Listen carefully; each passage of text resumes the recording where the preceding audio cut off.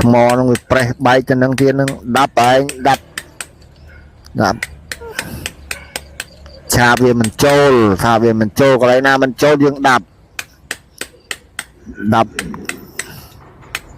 បាក់ពលាអស់មួយទៀតទេ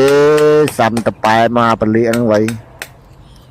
ដល់ពេលណាមិនទាន់ធ្វើមិនទាន់បាក់គាត់ឲ្យចាប់ដើមធ្វើពេកពកបាក់ពលាអស់មួយអីយ៉ាប់មែនហ្មងបងប្អូនមើលបាក់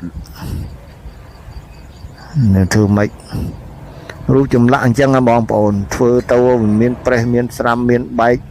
ប៉ុន្តែស៊ីសងតែជាងធ្វើទេតែជាងណាធ្វើស្អាតហើយប្រេះស្រាំបែកយ៉ាងម៉េចក៏មើលមិនឃើញដែរ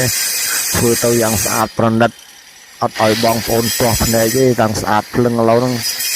ធ្វើឲ្យមិនមើលមិនដឹងទៀតហ៎កាវឥឡូវ